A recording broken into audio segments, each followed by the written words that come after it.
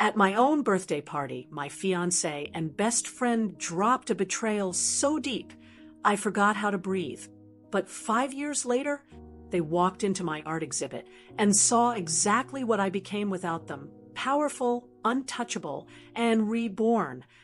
If you've ever been stabbed in the back by someone you loved and dreamed of turning your pain into power, this story is for you. Hit that like button, subscribe, and get ready for one of the most satisfying real-life revenge stories you'll ever hear. My name is Alyssa Morgan, and 5 years ago, I died. Not physically, but emotionally, spiritually. Everything that made me me was shattered in one night. I used to paint. Art was my soul. I had a small but beautiful studio tucked into a charming corner of Brooklyn. I'd wake up to the smell of coffee and turpentine. I'd spend hours blending colors, pouring my emotions into canvas. I had a modest but cozy apartment. I had a fiancé, Nathan, who I thought was the love of my life, and a best friend, Sophia, who had been by my side since college. My little world felt perfect. And then came my birthday. It was a warm September evening. A surprise dinner had been arranged at this upscale restaurant in Manhattan, the kind with velvet chairs, candlelit tables, the clinking of wine glasses, and the smell of truffle oil in the air. My friends were there, my family, even my gallery rep showed up. And then Nathan stood up, holding a glass of champagne. He tapped the spoon on the glass, smiling like he was about to propose again. I could feel my cheeks flushing, already excited. "I have a surprise for you, Alyssa," he said. I looked around the room, half laughing. Is this where someone brings out a puppy or something? But no. Sophia stood up next, still smiling, but not at me, at Nathan. "I'm pregnant," she said, her voice almost proud. Then she turned to Nathan, rested her hand on his shoulder, and added, "And he's the father."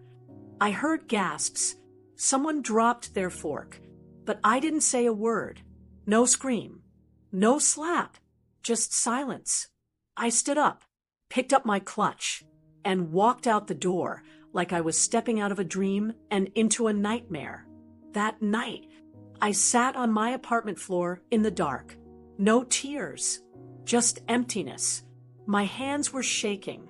My body felt like it was caving in. And I realized something. A part of me had died, but that death gave birth to someone new. The next morning, I booked a one-way flight to London. No calls, no goodbye texts, no dramatic social media posts. Just disappeared. I shut down the studio, sold everything. I stopped painting completely, because why create beauty when everything around you is rot? Instead, I turned to something cold, something emotionless, something with rules. Finance. I enrolled in a finance program, spent nights crunching numbers, reading charts, burning through coffee, and heartbreak.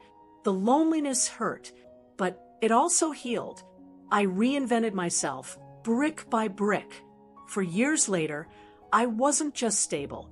I was powerful. I became a partner at a major investment firm in London. I wore sleek black suits. I hosted boardroom meetings. I built wealth, control, confidence. But then something strange happened.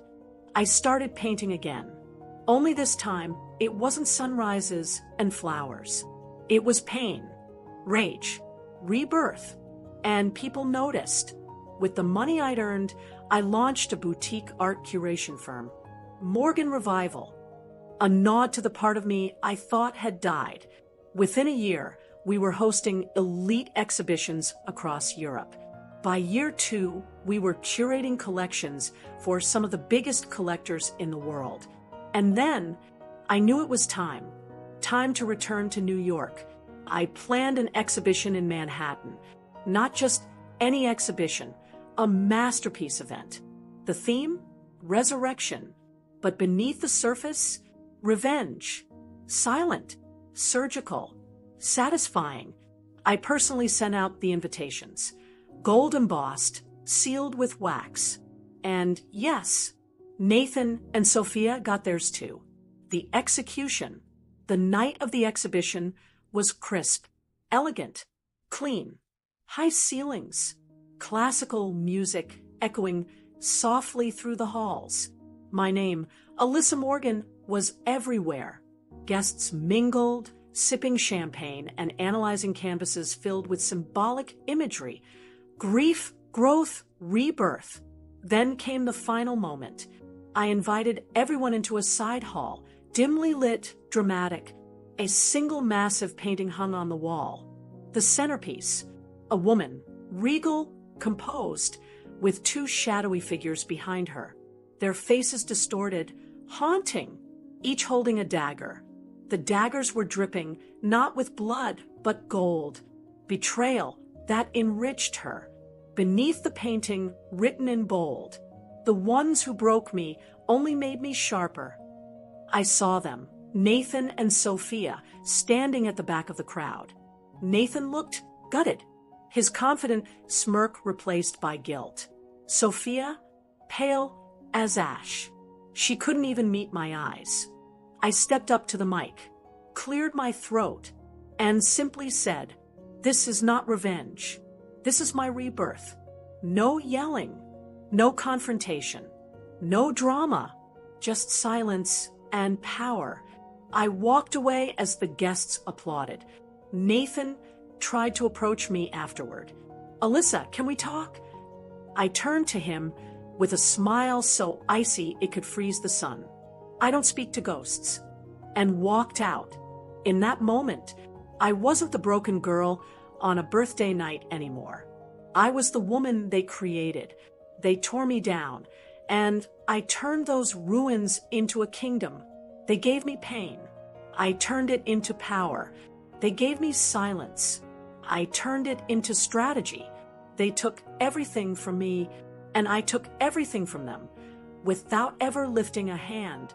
Sometimes the best revenge is simply to outgrow them, to live so fully, so loudly, so successfully that they can't escape your shadow. Remember, you don't need to destroy them. Just become someone they'll never deserve again.